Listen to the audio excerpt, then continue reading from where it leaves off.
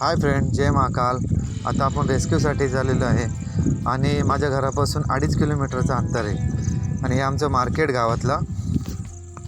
आणि जिथे मी रेस्क्यूसाठी चाललेलो आहे तिथं पोल्ट्रीचं काम पण चालू आहे। बघूया साप कुठे आहे नक्की।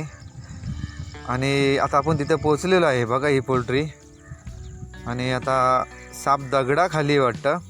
बघा, इंडियन स्पॅक्टिकल कोब्रा आहे, त्याला नाग पण बोलतात आणि आमच्याकडे त्याला पांढरा पण बोलतात। आणि तुम्ही बघू शकता की इकडे आजूबाजूचा जो परिसर आहे तो पूर्ण मोकळा आहे, जंगल भाग आहे इकडे आणि कंस्ट्रक्शन पण हे बंद आहे, इकडे कोण नसतं। तसं बघायला गेलं तर हा साप पकडणं काही गरजेचं नाही आहे, पण कालांतराने जेव्हा या पोल्ट्रीमध्ये पिल्लं येतील तेव्हा हे साप परत त्या वासाने येऊ शकतात आणि हा साप पकडून त्याला सुरक्षित जागेवरती सोडणं खूप गरजेचं आहे।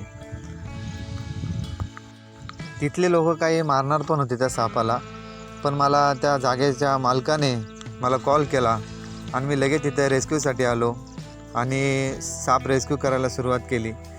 बघा तुम्ही, चांगला ॲक्टिव्ह साप आहे हा, एकदम काही प्रॉब्लेम नाही त्याला। आणि त्याला आता मी चांगल्या ठिकाणी 3 किलोमीटर लांब त्याला रिलीज करणार, कारण तिकडे तो चांगला राहील, सुरक्षित राहील। तसं बघायला की त्यांना त्यांच्या जागेतून त्यांच्या घरांपासून लांब करणं चांगलं नाही आहे, पण आमचा नाही इलाज होतो त्यांना पकडणं आणि लांब सोडणं, कारण त्यांना इथून नाही पकडलं तर कोणी पण त्यांना मारू शकतात।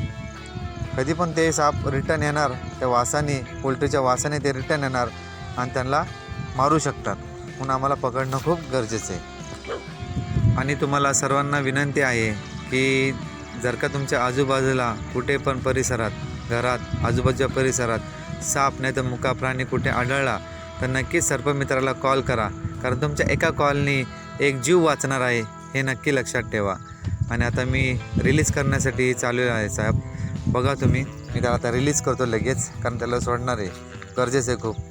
बघा किती ॲक्टिव्ह आहे हा साप आणि आता तो आजाद झालेला आहे। ही व्हिडिओ आवडली असेल तर नक्कीच लाईक आणि सबस्क्राईब